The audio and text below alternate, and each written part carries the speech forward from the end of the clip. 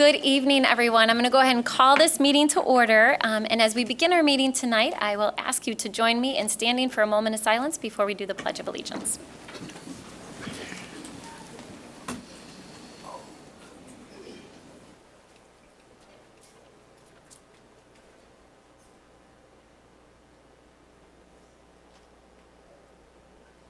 Thank you. I pledge allegiance to the flag of the United States of America and to the republic for which it stands, one nation, under God, indivisible, with liberty and justice for all. Thank you. All right, and next we will do roll call. Commissioner Jones? Here. Commissioner O'Connor? Present. Commissioner Lanier? Present. Commissioner Reppert? Here. Commissioner Moody? Present. Commissioner Kelly? Present. Mayor Bliss? Yes. Okay, so next, if you have the agenda in front of you, I'm going to walk you through it in case this is your very first meeting that you are joining us for. So if it is your first meeting, welcome. We're glad to have you. There are multiple opportunities for public comment. And so I'm going to walk you through what those mean and when is the appropriate time to come forward, and I'll give you a few pointers about our expectations related to public comment. So we have 4 opportunities for public comment tonight. The very first one is if you're here to comment on something that we're actually going to vote on. So earlier today, we had a number of meetings where we discussed issues and we cast votes. And so on your agenda, you're going to see a list of items under different categories, Fiscal Committee, Community Development, Committee of the Whole, and those are items that we'll be voting on with our consent agenda. So if you're here to speak on one of those items, the very first opportunity for public comment is going to be momentarily. We have 2 scheduled public hearings tonight, and those are related to appeals.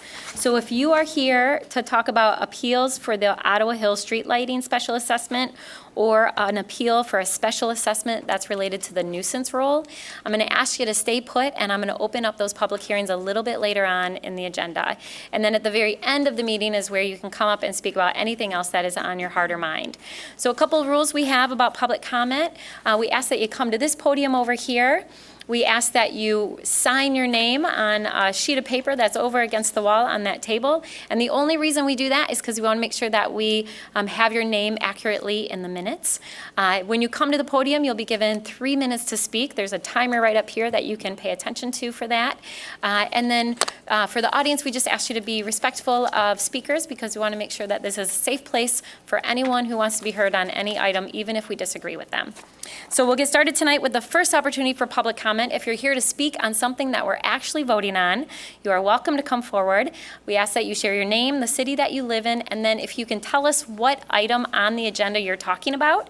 So you can say Committee of the Whole number 2, Appointments Committee number 1. So just let us know what item that you're speaking to.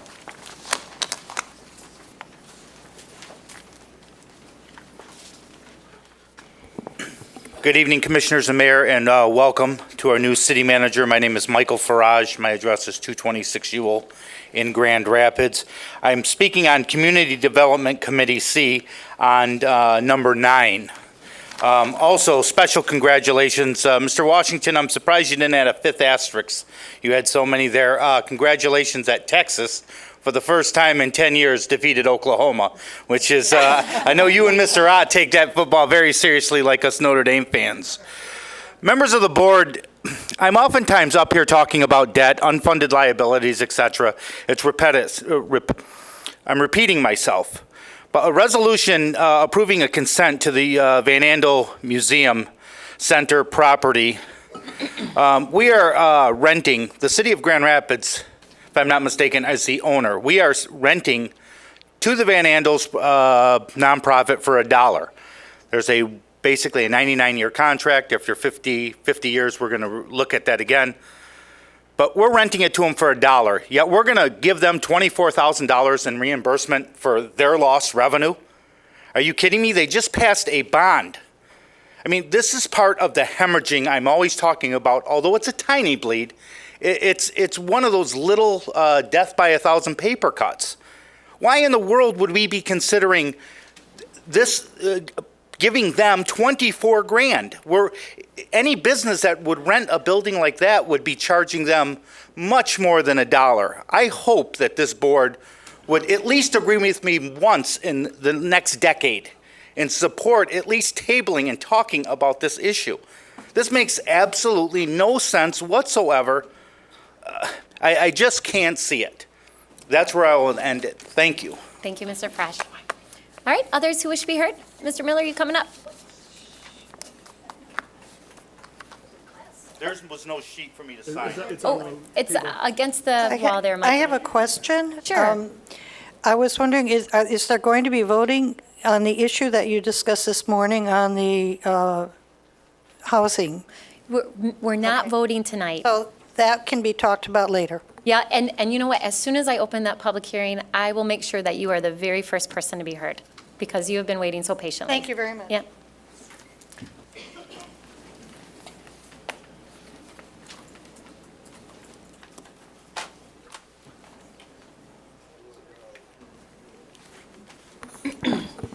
Good evening, fellow citizens. This is the House of the People. Watchdog Miller reporting. Welcome to Simon Legree Square, where black bus routes 1, 2, 3, 4, 5, 14 are banished and buried beneath the wealthy viaducts. The 4 falls ago, Gerald Ford refused to play ball with racist Georgia Tech. Expect the same kind of courage out of people up there. Mr. Miller, what item are you speaking about that's on the agenda? We're on the city commission. I'm just simply welcoming the city commissioner. Oh, I'm Remember sorry, all I those wildlings misunderstood. all those Okay. wildlings of applause over here. Okay, So, sorry, I misunderstood. He's up there anyway, and I just want to say, this is Montgomery of the 21st century, regardless of the reputation. Grand Rapids, things that happen here are not happening anywhere else. It's your agenda, Mr. Washington, so I will applaud you at the end of the year if you could bring back a black bus routes 1, 2, 3, 4, 5. I am not black. I'm not one of these white liberals who think he's born black. But I am a Catholic, and our Catholic bus routes are kicked out too.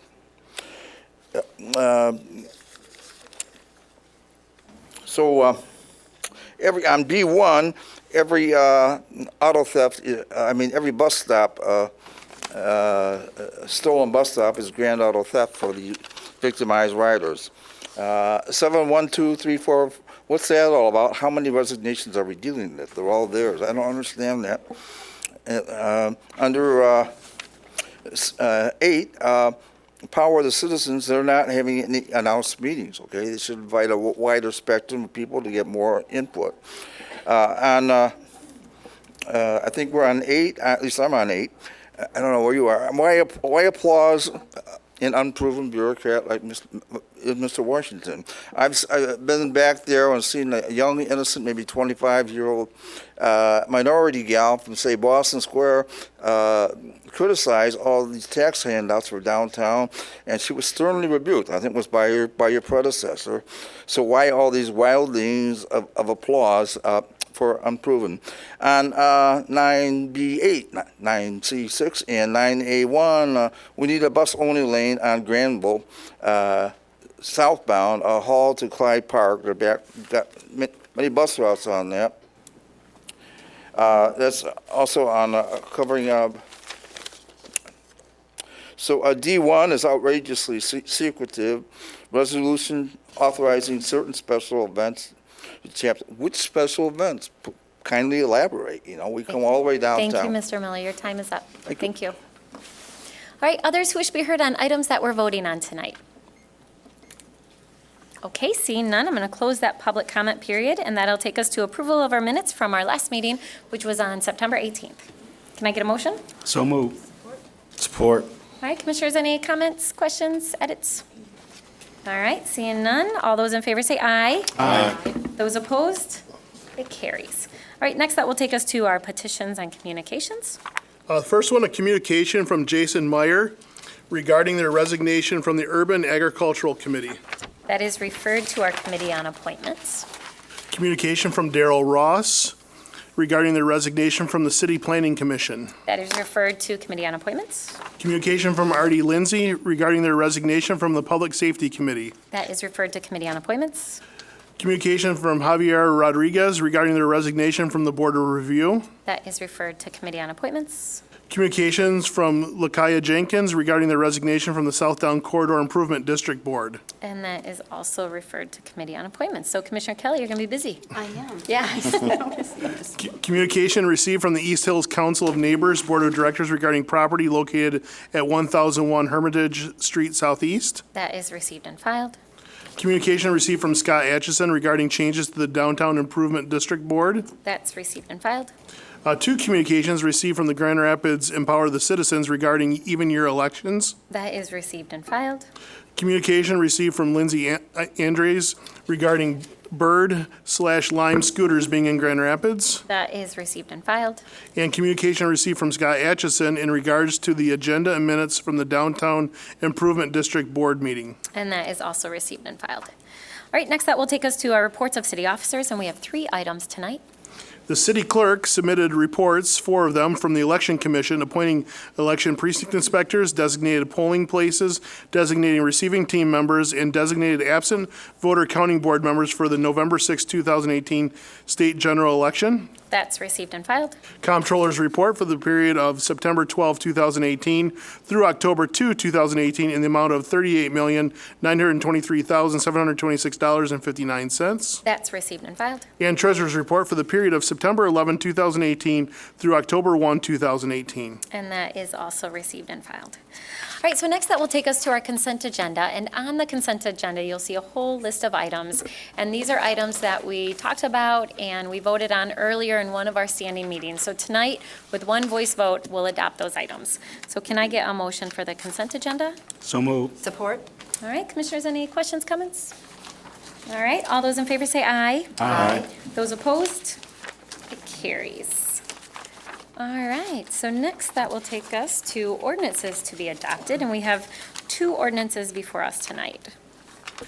The first ordinance is ordinance amending Section 1 of the Budget Ordinance 2018-35 for fiscal year 2019, Amendment Number 6. All right, can I get a motion? So moved. Support. All right, Commissioner Jones, you want to tell us about this? Yes, earlier this morning in fiscal, we had as part of the budget ordinance, 5 items. The vast majority having to do with accepting grants that we were the recipient of. One of those included the CHIP Lead Hazard Control Grant, which was great news. A grant award from the Michigan Department of Health and Human Services around lead hazard control. The other was a grant from the Auto Theft Prevention Authority. The police department has received a grant of over $420,000, and what that does is that pays for wages and fringes for 2 officers, 1 sergeant, a vehicle, training, and supply expenses. Another was a grant that we received from FEMA to firefighters for a grant program that we received over $200,000 for. Another was and then the last item was dollars to go towards sustainable trench repair services through our Public Works Department. Our contingent balance was not changed and remains the same. Great, thanks, Commissioner. Commissioners, any questions, comments? All right, this is a roll call vote tonight. Commissioner O'Connor, Yes. Commissioner Ruppert, Yes. Commissioner Moody, Yes. Commissioner Kelly, Yes. Commissioner Jones, Yes. Commissioner Lanier, Yes. Mayor Bliss. Yes, and can I get a motion to give this immediate effect? So moved? Support. All those in favor say aye. Aye. Those opposed? It carries. All right, next that will take us to our second ordinance tonight. An ordinance amendment relating to the municipal civil infractions for trees. All So right. moved? Support. All right, Commissioner Kelly, who serves on our Urban Forest Committee, you want to tell us about this? Yes, I'm happy to do that, Mayor. This really just sets the fine amounts for various infractions around trees, anything from pruning to attaching ropes and wires or electrical devices, and those fees vary a little bit depending on the degree of damage to the tree. Great, thank you. Commissioners, any questions? All right, this is a roll call vote tonight. Commissioner Ruppert, Yes. Commissioner Moody, Yes. Commissioner Kelly, Yes? Commissioner Jones, Yes. Commissioner Lanier, Yes. Commissioner O'Connor, Yes. Mayor Bliss. Yes. All right, Commissioners, next that will take us to City Commission resolutions, and we have 1 item before us tonight. Let me read it. This is a resolution to adopt the 2019 City Commission Special Briefing and Public Safety Meeting Schedules. Support. All right, Commissioner Lanier, anything to add? Yeah, absolutely. So we have our schedule before us, and I actually wanted to, in the past, we've had this calendar before us during the Committee of the Whole, so we can kind of talk through the dates. So it's come this evening, and I'm just assuming we're going to probably talk through them. I know last year we were concerned with so many consecutive, or at least the clerk's office at the time was concerned with too many consecutive week meetings. But as I'm looking at the schedule, I don't see a whole lot of those. But I am interested in knowing if we could add work sessions to the calendar in advance of 2019 so that we can avoid having days like today when we're having a 4-hour work session on the day we have all these other meetings. So I think if we get ahead of that, it'll already be on the calendar, and it'll make it easier to plug in agenda items, and if we don't need it, similar to the special briefings, we could just cancel them. So I think that's a great idea, but I think I'll hold off and have that come back before us. Okay. To give the city manager a little bit more time, because I know he also is looking at the schedule. Okay. And both the briefings and the work sessions. We want to just pull this item then? Well, I say I'm comfortable adopting this, and then we can always add work sessions in. Okay. We can always bring that back as a separate item. So if we vote on this and the city manager if he's looking at this calendar and he has a different schedule in mind, then do we need to undo this vote in order to? No, I think it would come back to us as amendment. Okay. Is that right? Yeah, I think if we adopt the schedule, it at least gives us a schedule to look at for 2019. And then if we need to do an amended calendar, because it's a resolution, we can change such calendar by resolution. But at least gets us some dates so we can start planning our calendars for other events. And if we have to, Mark and I can talk and, and figure out where if we need to go. I know we had some issues. We thought we might have some issues with budget, and so we kind of played with those things. So at least we can get some dates on the calendar for next year, and then if we have to move it, we can bring it back an amendment. And I think, and city manager, you may want to weigh in. I think the question mark still is, for work sessions, do we want them monthly, quarterly? We've kind of called them as needed, and I think there's probably some opportunity to take a look at that. So city manager, do you want to weigh in? Yeah, and I'll just speak to the part about budget. It has come to my attention, we will have to re-look at our processes in which we have work sessions regarding the budget process. We're also considering having more front-end engagement with the commission. I just haven't had an opportunity to sit down with the staff and finalize that schedule, so that will also be part of the rethinking of the calendar as well. All right. Any other questions? All right. This is, it's just all those in favor say aye. Aye. Those opposed? It carries. All right, so next that will take us to our public hearing, our scheduled public hearings tonight. We have 2 of those, and they are both related to appeals. And so this body, this elected body, we sit and stand, I should say we're going to sit tonight, not stand, but we come together and we sit as the appeals body for appeals. And so we have 2 of those tonight. And Scott will come up and as we open up the first one, this is a city commission to hear appeals on Ottawa Hill Street Lighting Special Assessment Roll. And this assessment roll is 8712. So after Scott has an opportunity to speak, if you are here specifically to appeal this assessment, so those are the only individuals that will have an opportunity to speak during this time, is if you're here to appeal, and then this body will sit as an appeals body tonight. So Scott, you want to share any additional information before I open it up? Sure, Mayor. As you said, this evening, the City Commission is acting as a board of review to hear appeals of charges levied on the Ottawa Hills Lighting Special Assessment Roll number 8712. The second public hearing is regarding the nuisance roll. And opening up this public hearing, some comments that I have is that this work related to this specific project which was replacing old lighting with new ornamental lighting, was completed in August of 2017. The total project cost was finalized earlier this year at $506,934.18. Total credits of $203,361.30 have been applied towards the project costs. These credits include a standard lighting and pole credit, as well as an LED light credit. Credits also include 4 additional lights as requested by the property owners in the district. So reducing the total project costs by the total credits results in a total special assessment roll of $303,572, excuse me, and 88 cents. This equates to $18.24 per front foot, which is the basis the city used in spreading the special assessment. This rate actually came in 4 cents less than what was initially estimated by the city engineer's office at the onset of the project. 5 appeals have been filed to date. This evening is the final opportunity to file an appeal. Appeals must be made in writing, and forms are available in room 901 this evening. And the deputy city assessor is available in that room to assist those that wish to file an appeal. I'll do my best to answer any questions the City Commission might have at this time. I also have Mark Garvey from the City Engineer's Office if there's any more technical questions that the City Commission has with regard to the project. All right, Commissioners, I think we all remember this well. Commissioner Lanier, probably you more than anyone else.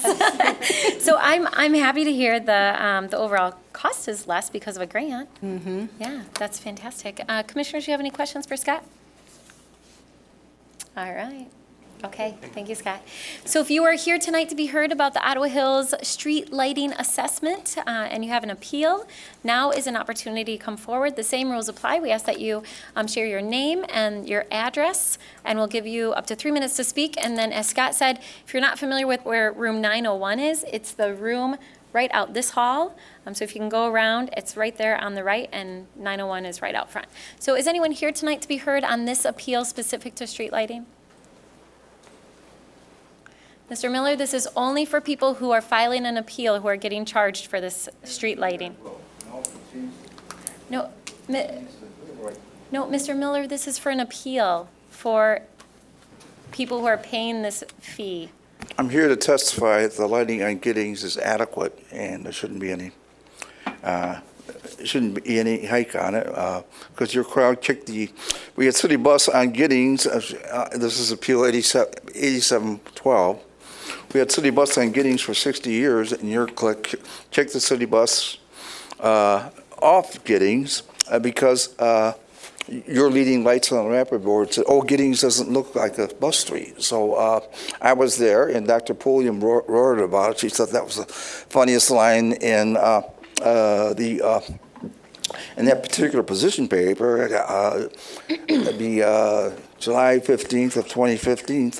And so I've pulled together 4 routes, one-way quadrangular routes Mr. Miller, to serve Giddings. It will be running Giddings on your Giddings. So your proposal is going to be on one side of Giddings, okay? Running up Giddings, west out Richmond, serving you guys at Franklin. I mean west on Franklin, GRPS headquarters. There's no bus serving GRPS Mr. Miller, quarters. we hear you. So this is only if you're filing appeal. So we gave you a I minute will be to filing share. appeal tonight, ma'am. Okay, You can't, thank you. keep Thank changing you. your conditions. Mr. Miller, this is Oh, this not is the appropriate ingenious. time. Ma'am, You can share that at the end. You carry on like the Queen of Hearts with the Thank hangover, you. with a Mr. hangover Miller. and a toothache. Okay, anyone else here for the Ottawa Hills street lighting? So that means if you're paying this assessment and you want to appeal that decision, this is an opportunity to come forward. Okay, seeing none, I'm going to close that public hearing, and that'll take us to our next one, which is also an appeals process. So this is to hear appeals on a special assessment nuisance rule. So Scott, you want to tell us about this? Sure. This is Special Assessment Nuisance Rule number 8736. Charges on the roll are comprised of past due billings during the period from January 1 of 2018 through June 30th of 2018. The special assessment roll includes charges for violations related to refuse, weeds, inoperable vehicles, blight, rental property certification, and housing codes. At the time of the hearing on necessity, which was held August 14th of 2018, there existed 1,613 charges totaling $422,627.99. Payments made after the hearing have reduced the total amount of charges to $412,662.69. 12 appeals have been filed to date. This evening is the final opportunity to file an appeal, and appeals must be made in writing, and forms are available this evening in room 901. Thank you, Scott. Commissioners, any questions about that? We all saw a copy of the roll. So again, this public hearing is specifically for people who are on the nuisance roll and you want to appeal that decision. So if you are here tonight to speak about an appeal for the special assessment nuisance roll, now's an opportunity to come forward. We ask that you share your name and we'll give you 3 minutes to speak. Are you here, sir? Yep, you can come on up. We ask just that you speak into the microphone there. Hi, welcome.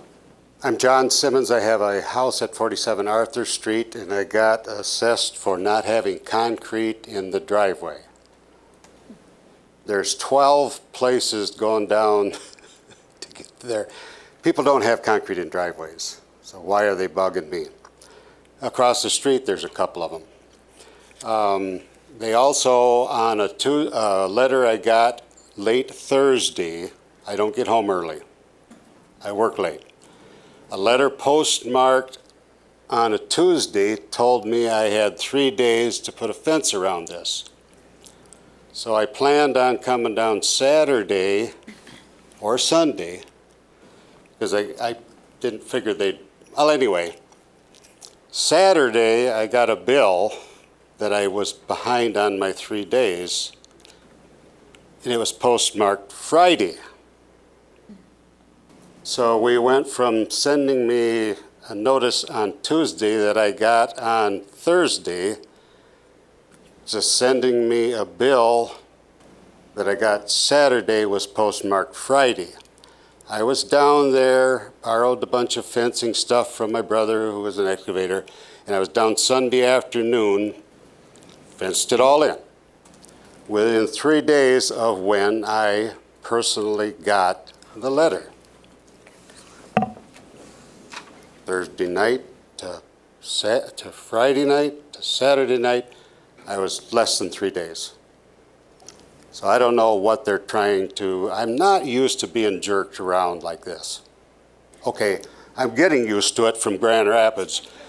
They're living up to their reputation. I've talked to at least 15 contractor people who are builders. They all say the same thing. Grand Rapids is hard to work with. Go to a Menards, and the people where you buy material from hear the same thing. Hard to work. I had a lady call me for road gravel.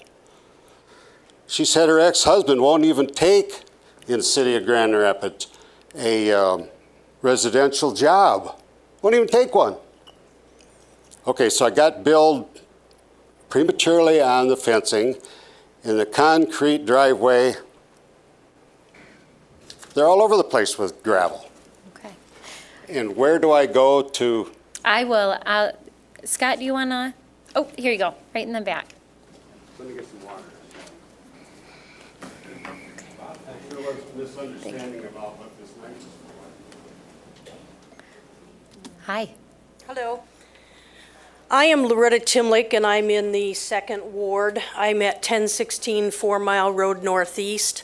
I bought my property in 2015, gutted it, and have rebuilt it since then. So I took one of those, according to my neighbor, drug houses and got it fully operational. However, I'm having an issue with the snow plowing that goes down 4 Mile. I have a special assessment here of $195 because I couldn't get the sidewalk cleaned in front of my property. But there's 3 lanes of traffic on 4 Mile. It is plowed by the Kent County Road Commission. They drive at 40 miles an hour and throw that snow not only on the sidewalk, but onto my private property. And they do this multiple times during what you call a snow event. You don't have a chance to get out there. It freezes from one plow to the other. It's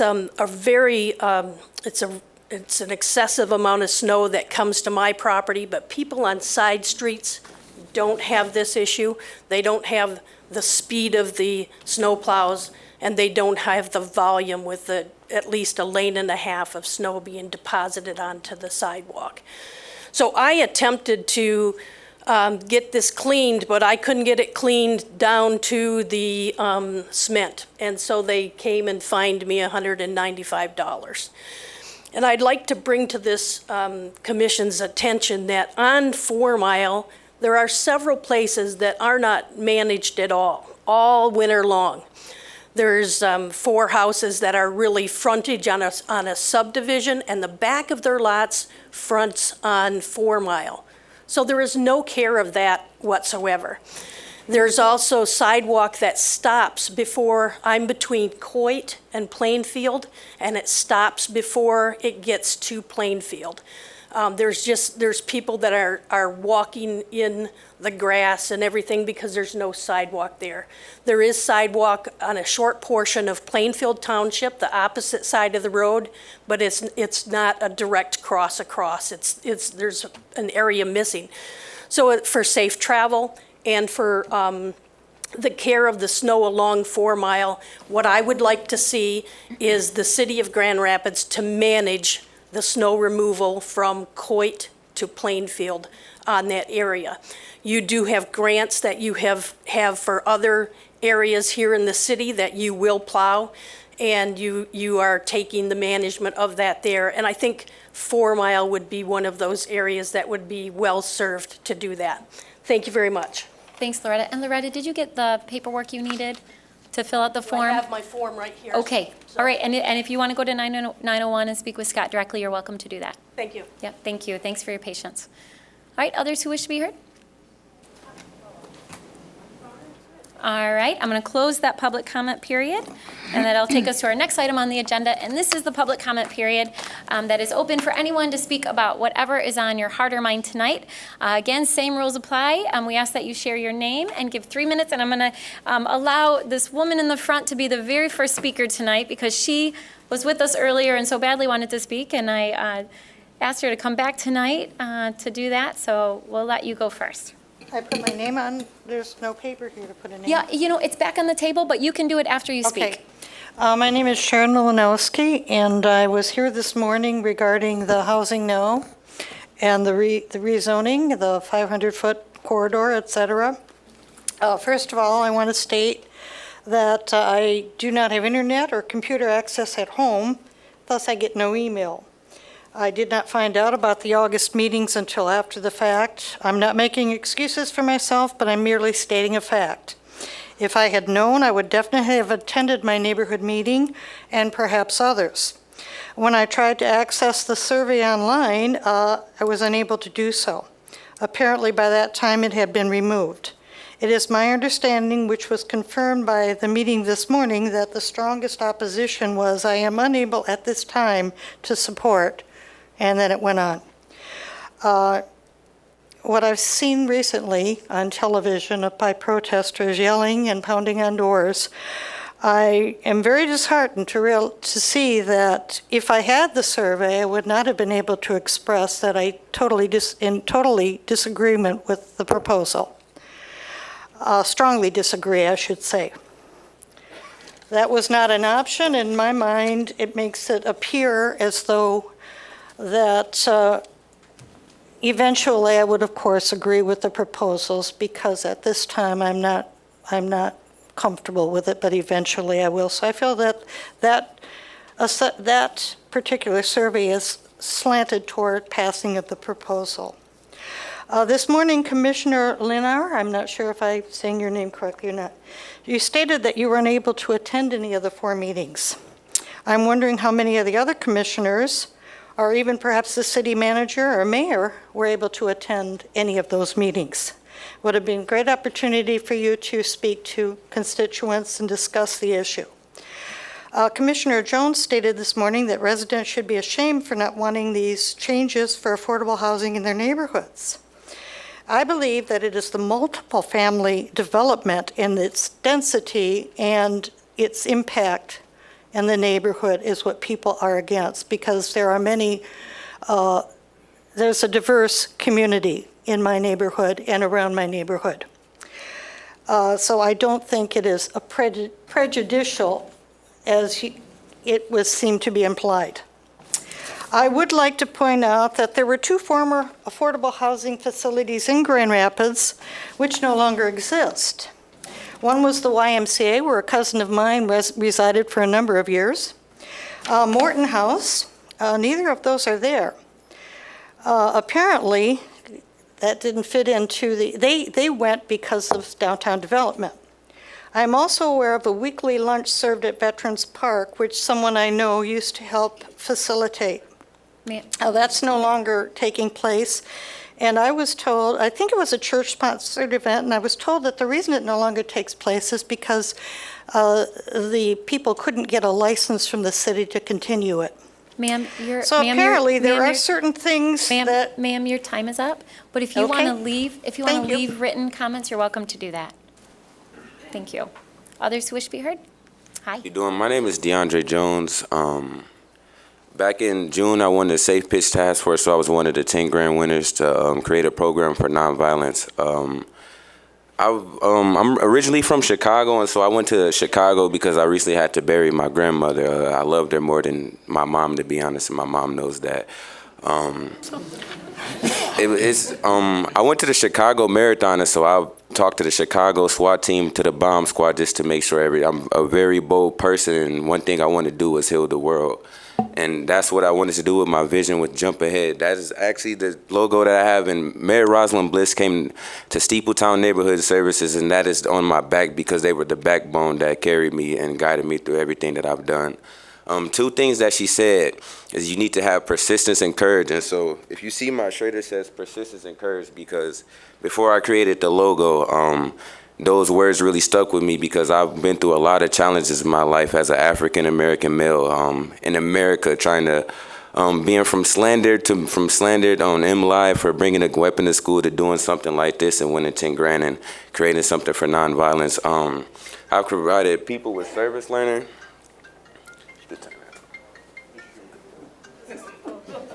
But I provided people with the youth with service learning and different workshops. Like I've had a guy who worked with Steve Jobs on the NEXT invention in 1985. He actually came to Steepletown and gave us a lecture. So very wise person, wise beyond my years.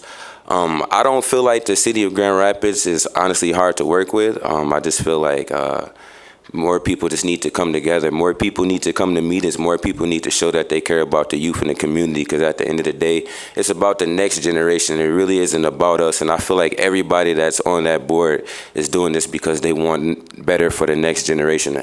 As myself, I'm left-handed. My goal when I was a kid is to be the president of the United States.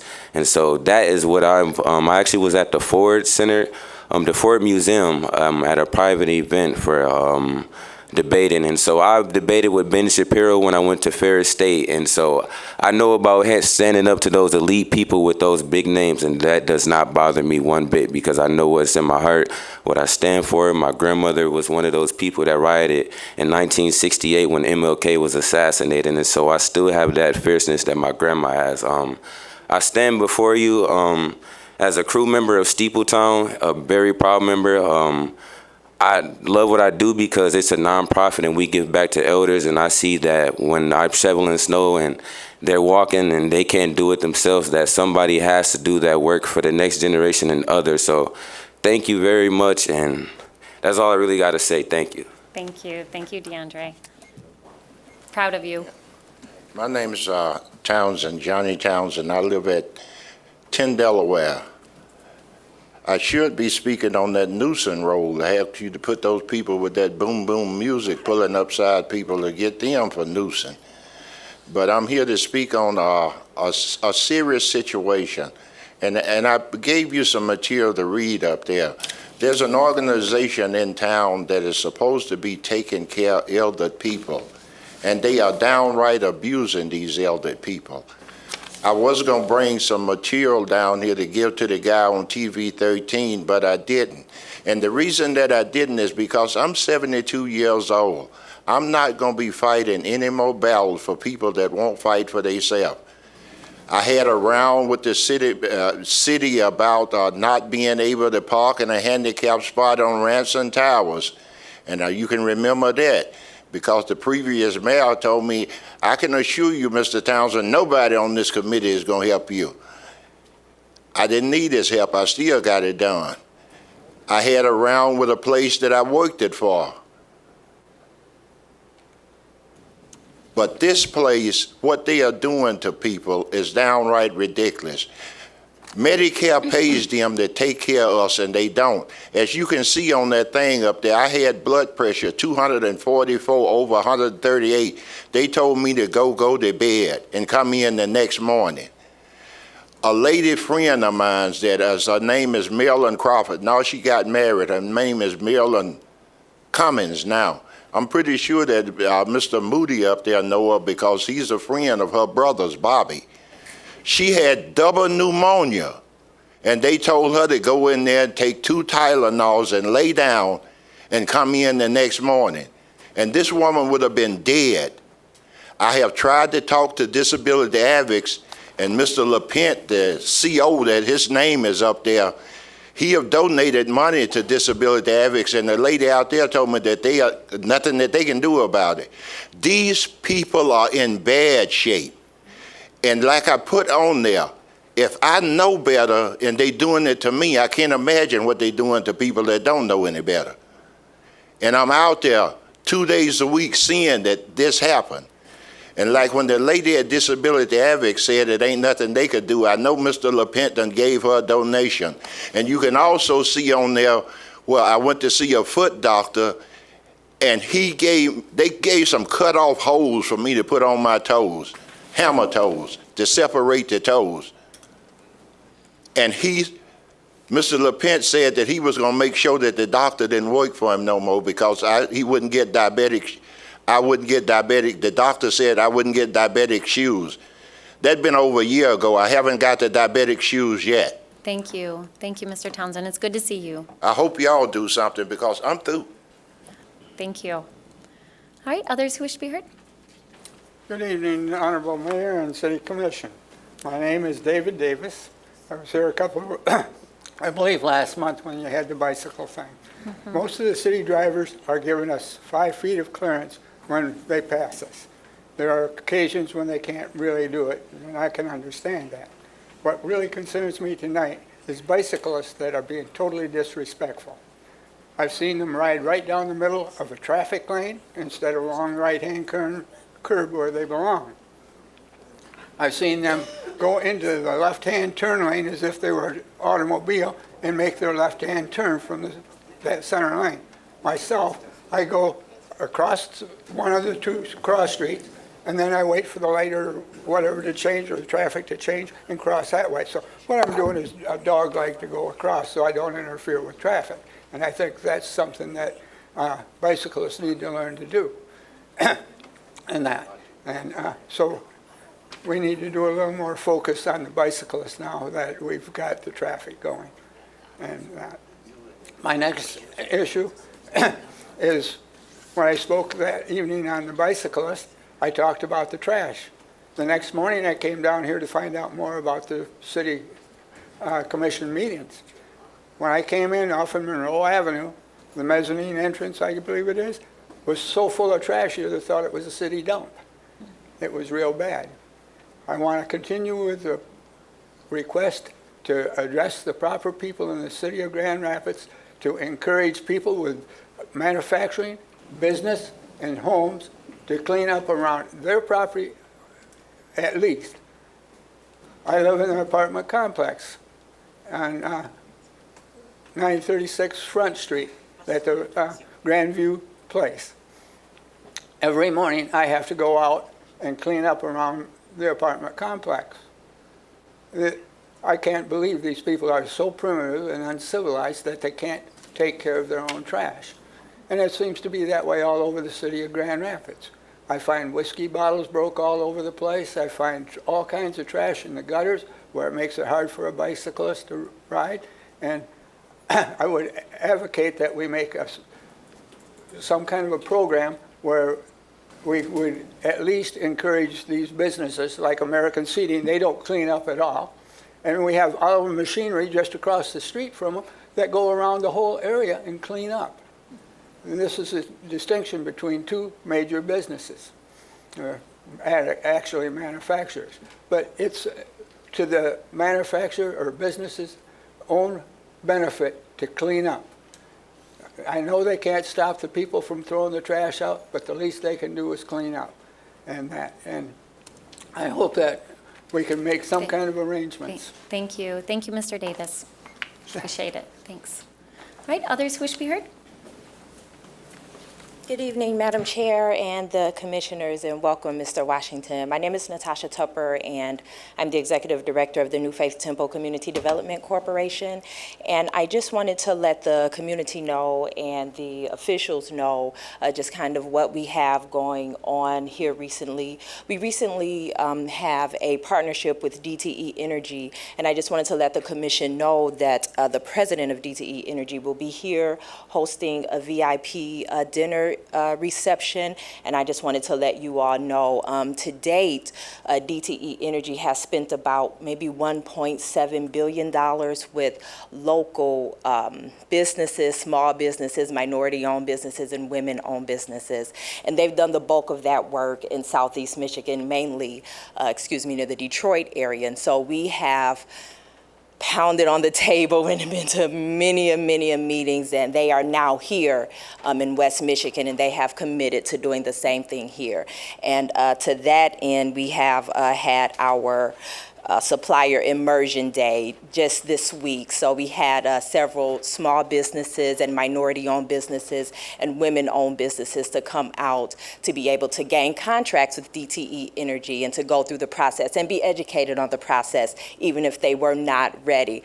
And it's a good thing that there were actually a couple of businesses that walked away with contracts that day, and there are several more that are really coming to the table. And so I just wanted to let the Commission know and the community know just what we're doing with DTE Energy and a few other companies. And if it's okay with the chair, I would like to leave some information with the city clerk to leave in your office, if that's okay? Yes, please do. Okay, thank you. Please do, and thank you for your work.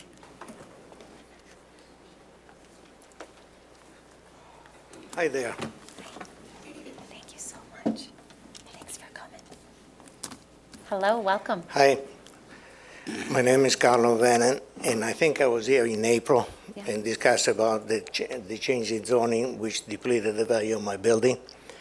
And it took, and I was told that someone would get back to me within a week. It took over 6 weeks for Mr. Foy to come back to me with a letter and says, we are not willing to do anything for you. We suggest that you get an attorney.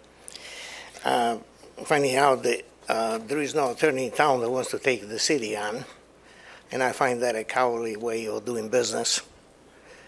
But let me see if I understand you correctly, if I understand this body correctly. You guys don't want to reimburse me for the damage that you caused, but you're wasting $2 million a year in attorney's fees. You wasted $40 million on a bus line that doesn't go anyplace. And it keeps on costing us every single day money to operate. You have increased your budget, even though you were suggested not to. So what is it now, about $7,500 per family per year? You have spent money. You have unfunded liability of about $300 million. And is that what you're doing? I'm sorry, but I think all of you should resign. Not you, because you just got here. You get a pass. But I find your conduct to be a disgrace to the city you're occupying. So I'm not a happy camper at all. Have a good time in Perugia, Mayor. Thank you. Thank Thank you you. for coming. All right, others who wish to be heard? Hello, Ben Kaiser, City of Grand Rapids, with Grand Rapids Homes for All. Hi, I'm Tanya Harris, and We'll get to it. yeah. So we're here tonight with an important request. We ask that you move forward with the Affordable Housing Fund by nominating 4 board members who have been personally affected and experienced housing insecurity. We believe that it's the majority of the board members, that if the majority of the board members have personal experience with housing insecurity, they will bring the expertise and wisdom needed to make the Affordable Housing Fund an important engine for change in our community. The Affordable Housing Fund has the greatest potential of all the Housing Now proposals to generate new affordable housing options. Yet, for months, there has been no formal report or action or intention by the City Commission to nominate affected residents for the fund board so that it can begin to operate and produce results. Though 4 seats for the Affordable Housing Fund board are listed among the vacancies in boards and commissions on the city's website, there is no other information listed for residents about the Affordable Housing Fund board and how to apply. We have been encouraging residents to apply, so we ask that you put the application for the board on the city's website so that residents interested in serving will have the opportunity to apply for nomination. Since there's currently no application process, we have brought an application to submit tonight. We'd like to present this application in hopes that you will consider Tanya for board nomination and that you will make nominating impacted residents to the Affordable Housing Fund Board an urgent priority so that the money available through this fund can begin benefiting residents of our city. Thank you. Thank you. Thanks, Ben. Hi, welcome. Hi, my name is Tanya Harris again, and I have been personally affected by this and also have family and friends that are affected by this, and I think that I would be a great advocate for them as well as myself and would love the opportunity to apply for this position, so I have my application here. Great. Thank you. Thank you. All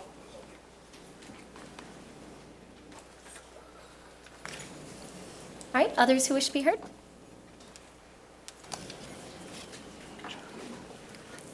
My name is Sergio Reyes. I'm a community stakeholder, and we were hoping to get here sooner to welcome our new city manager, Mr. Mark Washington. Welcome to the city. We look forward to working with you and future projects with the Latino community and the immigrant community in Grand Rapids.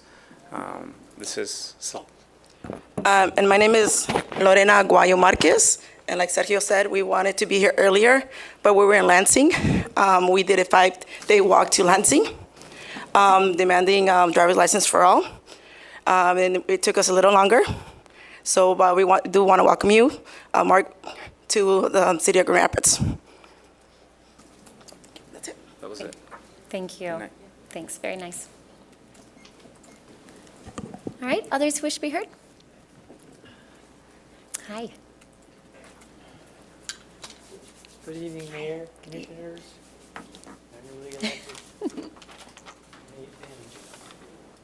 guess I'm going to answer the question. Oh, sir, can you speak in the microphone?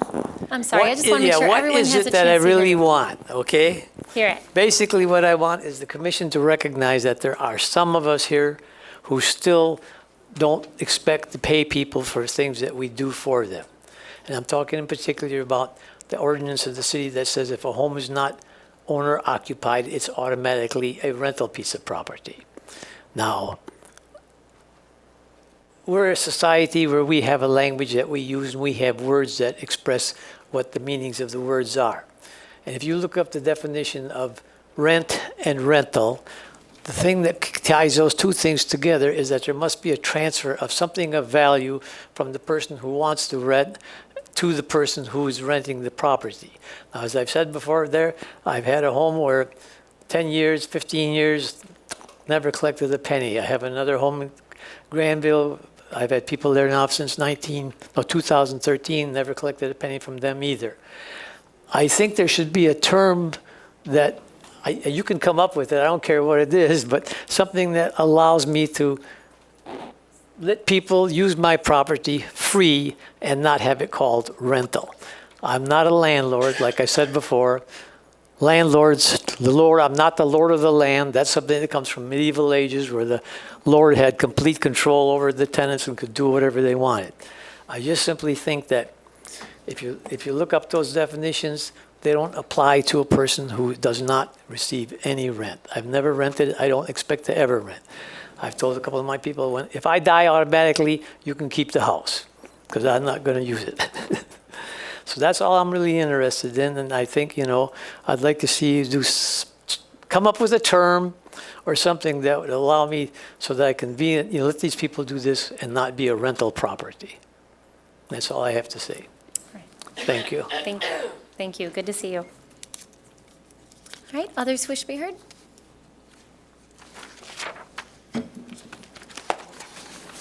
Hello, special welcome to Mr. Washington.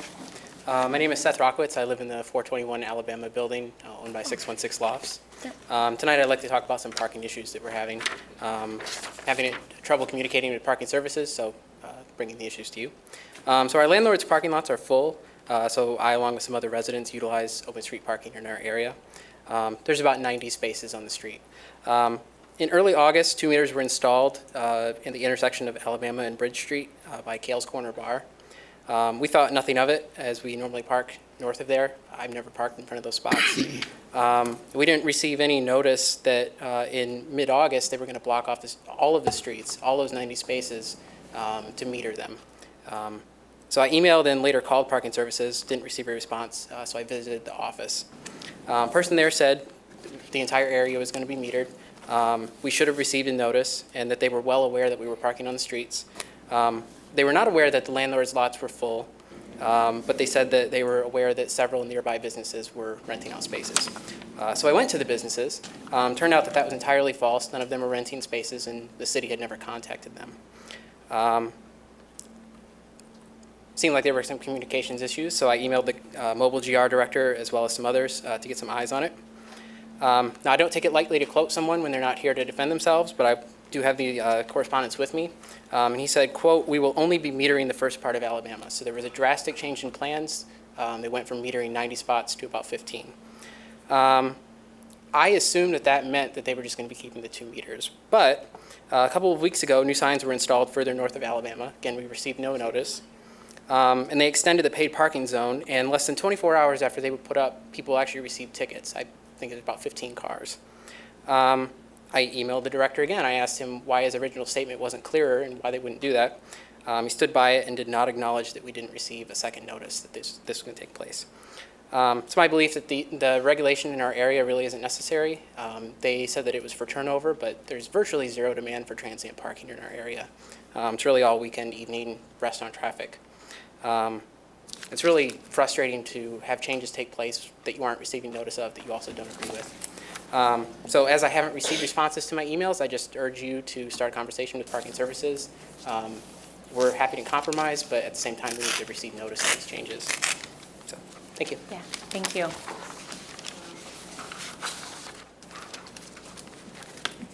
Thanks. All right, others wish to be heard? Hi, welcome. Thank you. Hi, my name is Cara Rodgers. I am a resident of Grand Rapids, and I am here on behalf of my friend Juanita Ligon and Elisa Niemeyer, and the children Martrez and Martrell, the 11-year-old boys that were cuffed and held at gunpoint on August 26, 2018. And we haven't received any resolution to anything yet. And I noticed in the 17-minute TV interview that the chief of police put in that he said 3 times he attempted to reach out to Juanita to have a meeting with her and her children, and that never took place. So my question is, who does the chief of police answer to? And is it okay for him to not tell the truth to the public? And I think he needs to be held accountable. I have 2 more questions. Well, 1 more question. What is the city manager's plan, welcome by the way, with helping increase police partnership within the community? Hello. Hi, welcome. My name is Juanita, and I just had a question for you, Ms. Bliss. You did an interview and you did state that something needs to be done with the policing, like something to that nature, where it was a problem with the way our children are being mistreated. did you come up with any type of solution or resolution, anything? So, ma'am, this is an opportunity for us to be heard. After the meeting, I'm happy to talk with you. Thank Okay? you. Okay.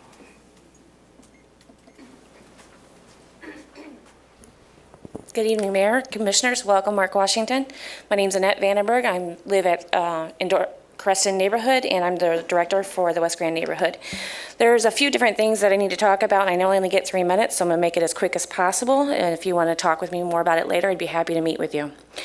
One of the things that our residents have been surveyed and asked for is they want more police officers to be able to walk the beat in our neighborhood so that they can get to know their neighbors that they serve and protect.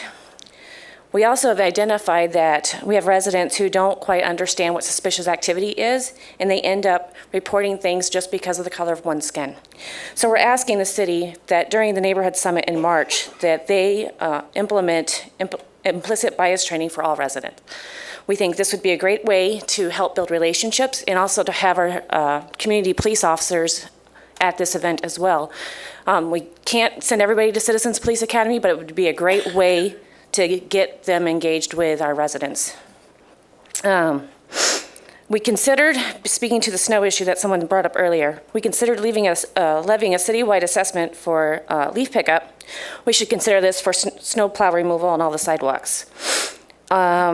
Point number 4, I gotta find it in my notes, sorry, it's been a long day.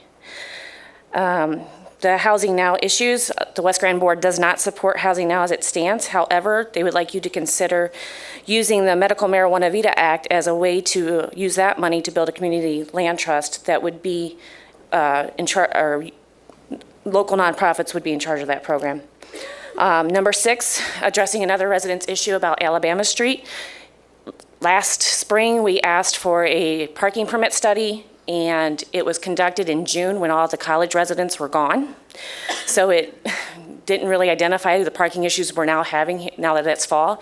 And so we asked for a neighborhood-wide one, and now it's only being looked at Alabama. So maybe we need a citywide residential parking permit program, because I'm hearing lots of other neighborhoods are also having the same issues. So that's all I have for tonight. All right. Thank you, Annette. All right, others who wish to be heard? Good evening, Commissioners and Mayor Bliss. My name is Jordan Crispell. I'm a community organizer for Sierra Club, and I live in the 2nd Ward of the city. I want to highlight an issue that is important to me, and I view the city needs to take more action on: renewable energy. I applaud the city for their current goal of 100% renewable electricity to power municipal-owned buildings, but I believe this goal needs to be expanded. The city should be working with Consumers Energy for 100% renewable energy goal for all residents and businesses within the city limits too. As the largest city in Western Michigan and the 2nd largest city in the state, Grand Rapids needs to be a leader on environmental issues. Our federal government is ignoring the issue of climate change, so it's up to cities to be leaders on this issue. In August, Traverse City became the first city in the entire state to make a community-wide commitment to renewable energy. There are now 86 cities, 9 counties, and 2 states in the U.S. that have made renewable energy commitments. We know this is achievable too, as 6 of those cities have already reached their goals. Some of the largest corporations in the United States, including Apple, Microsoft, Walmart, and Amazon, are all taking steps to become cleaner and more environmentally responsible with renewable energy goals. As businesses, they understand the economics of clean energy. Solar and wind are cheaper than ever in creating long-lasting, meaningful employment opportunities. It's time to prioritize climate change by making a commitment to a clean future. The 2018 State of the Air report from the American Lung Association gave Kent County an F for air zone pollution in 2018. You might remember the multiple air quality action days we've experienced thus far this year due to pollution. If we don't take action now, our air quality will continue to become worse and unsafe for residents. I'm asking the Commission to make a community-wide commitment to 100% renewable energy for the health of residents and the environment. The time is now for clean energy. Thank you. Thank you. Thank you for coming. All right, others wish to be heard? Hi. Good evening, Commissioners. My name is Matt Fine. I'm an Easttown resident.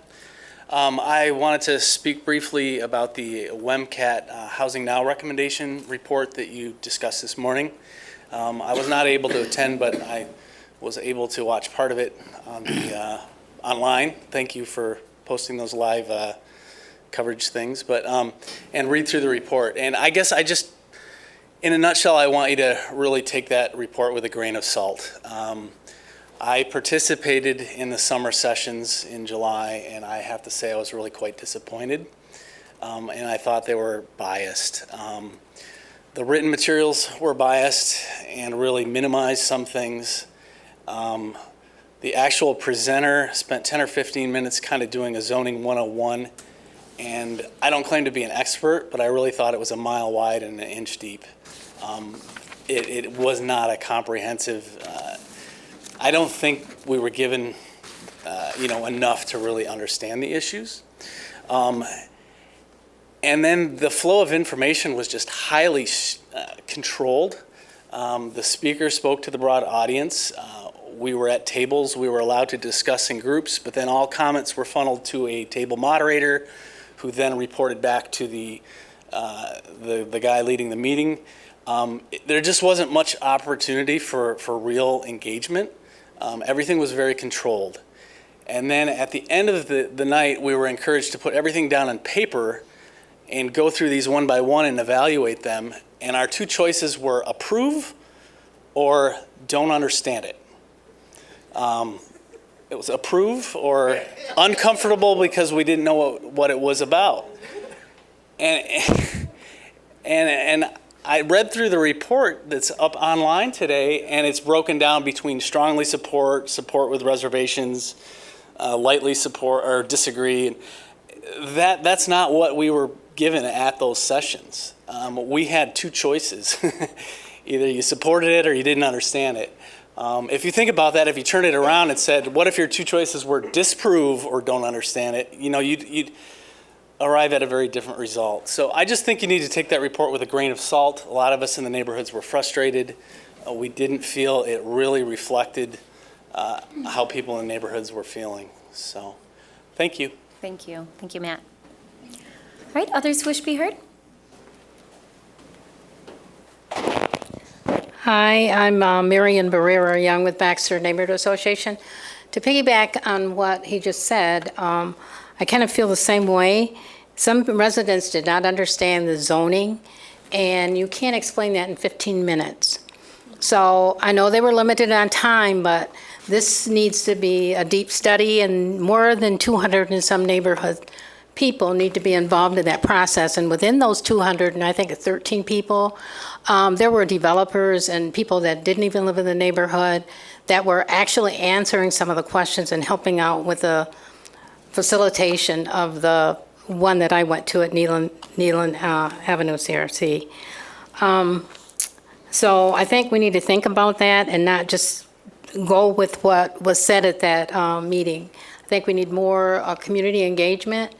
And I think if people would have looked at it like this is your neighborhood, like they did the master plan when we did the master plan, and they could say, this is going to affect your neighborhood this way, so what do you want to see in this part of the neighborhood? Or even went out in neighborhoods and had sessions in each neighborhood as to how that's going to affect their neighborhood and the character of the neighborhood. Because just looking at a piece of paper and randomly talking about it is not going to give people the in-depth educational way to look at this and to give an educated answer. The other thing is our police officers. We do need more police officers. Police officers are retiring. Our community officers cannot even do community policing because they're being pulled on calls and they're all over the place. And it's really, really hard for the neighborhood associations even to interact with them if we're not texting back and forth and not putting a lot of constraint on them to deal with us, to deal with some of the issues at hand. And half the people don't even know the new officers because of that, because they're being pulled every which way. So we do need additional police officers. We need more training, and people need to go through that policing with the speed of trust. That's online, and you can contact the officers back there if you don't know about that. It's a good educational tool that will pair you up with an officer after the training, and you will communicate for a certain amount of weeks back and forth, and you are to do 15 minutes, I think, a week with that. So it gets you more into what's going on. And also the Citizens Police Academies, those are good things. And even going through different trainings that they provide, and they're having a report out, I think on October 25th. 20, is it 24? Where is it? The Parent Center? I think it is. But it's online. You can look online and see it. And the commissioners have a newsletter out with everything on that also. So thank you. Thank you. All right, others wish to be heard?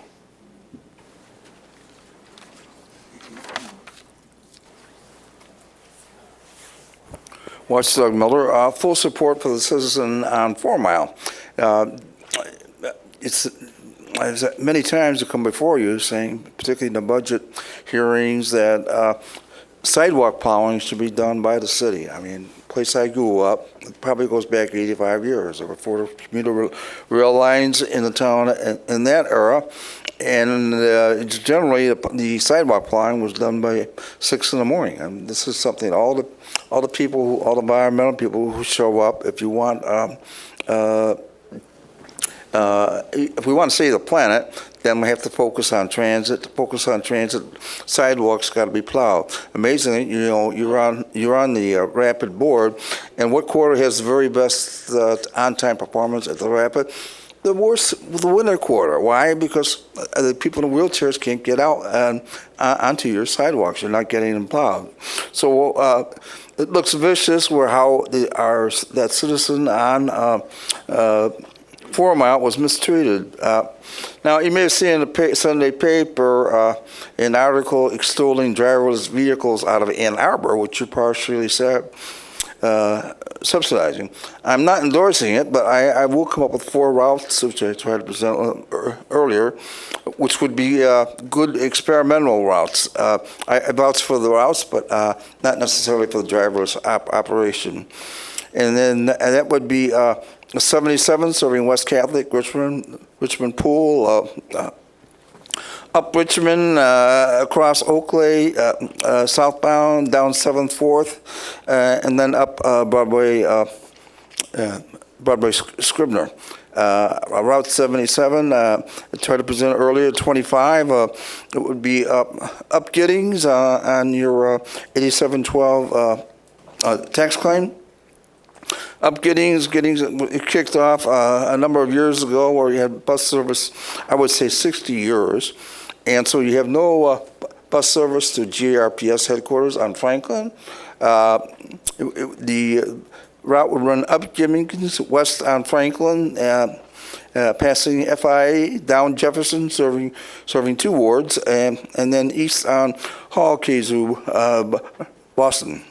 So the 77 I mentioned, 55 is a little bit complicated, but it would serve the northeast side, running on this Citizens 4 Mile, running east on 4 Mile, down Plainfield, North Lawn, Diamond, West on Lyon, and then up Lafayette, Quimby, and Monroe, running up Monroe as a 55.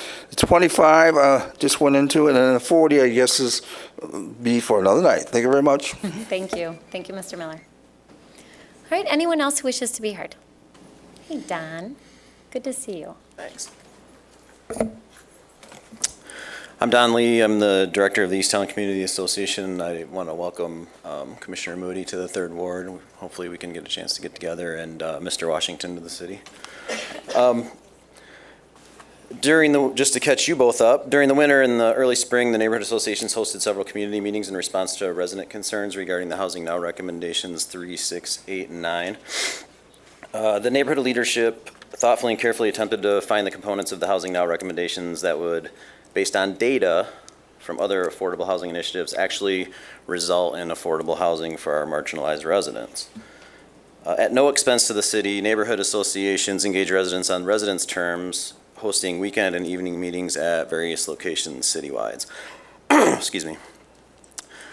Well, we engaged hundreds, if not thousands, of residents, and this engagement also included an invitation to the nonprofit developers, which we met with them and over 120 residents in a carefully facilitated meeting that allowed residents to ask questions about these proposals and reach a better understanding of them by opening dialogue with the developers. And this had the effect of reducing the knee-jerk sort of reaction of the residents towards the developers, and also the sort of implication that residents were just NIMBYist and didn't want all this. And I take deep offense to anybody that thinks that we didn't pursue this with housing affordability at the top of our list.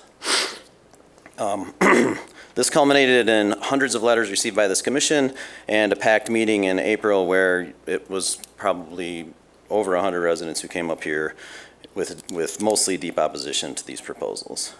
Fast forward to recently undertaking WMCAT design thinking engagement process. These meetings were held the week that GRPS was returning to school. They were all held essentially in the same week. They even had trouble finding venues for the meetings because the open houses at the schools were happening at that time. Based on observing the video that was produced by WMCAT and the subsequent packaging of the materials that were presented to residents, and as Matt mentioned, the sort of skewed opportunities and limited opportunities for public response to those, it's clear that the nonprofit developers had significant influence in the process and simply removed the objectionable language from the proposals and repackaged them. Additionally, the opportunity for a comment, as Matt mentioned, was essentially in the meetings non-existent, except for a few persistent residents who basically just spoke out regardless. I think it's a philosophical issue, and we need the city commission to pay attention to what the residents say. The developers in the chamber have your ear often, but you're here to represent the citizens. It's very clear how the citizens feel about the Housing Now recommendations, and I assume that we're going to have continued conversation about this, but we need to be able to depend on the commission to represent the residents. Thank you. Thanks, Don. All right, anyone else who wishes to be heard? Okay, seeing none, I'm going to close that opportunity for public comment, and I will turn to my colleagues, and I will start down here with our first ward commissioner, Commissioner Rapart. Yeah, thank you everybody for coming out, and welcome, Mark. You survived your first long day up here and all over the building. And Sergio and Lorena left, but I just want to thank those who walked from Grand Rapids to Lansing to advocate for driver's license for all and the Manejar Sin Miedo movement. And again, thanks those who came out to speak about housing, especially tonight. Thank you. Thank you, Commissioner. Commissioner Moody? I thank everyone for coming out tonight. I also would like to thank Mark for sitting in all day with us and welcoming you to Grand Rapids once again and to our wonderful city. Thank you. Commissioner Kelly? Well, I have to add my thanks to Mark for coming here to Grand Rapids, and we really look forward to serving with you, serving the public. And thank you, public, for showing up tonight again and sitting through a long meeting and sharing your comments with us. I also want to thank our officer again tonight for coming and sitting through another long meeting. You've probably had a long day. And I just have to say the word fenestrations today because for my colleagues on the Community Development Committee, we heard that word, and I can't remember why, but it means the design and arrangement of windows and doors in a building. So I said, this has to be our word for the month, or for the week. We learn one every day. Yeah. So anyway, thanks everybody for coming tonight. Have a good evening. Thank you, Commissioner. Commissioner Lanier? Yes, I'd like to first thank Natasha Tupper for coming this evening and sharing the partnership that you all have with DTE. Thank you, and Pastor, for your work in the community and for this ticket. I didn't know anything about it, so thank you for sharing that. Thanks to everyone else who provided public comment. I'd like to also share that I'm looking for a cowboy hat and boots because I'll be in the Snowplow Rodeo Oh. tomorrow. Oh. I've already had training. So pray for me. Represent us well, Commissioner. I'm going to do my best. Had training from the best. Are you doing it? Are you doing it? I hope so. He didn't get a chance to do the training, so between one of videotape us, this. Grand Rapids will win.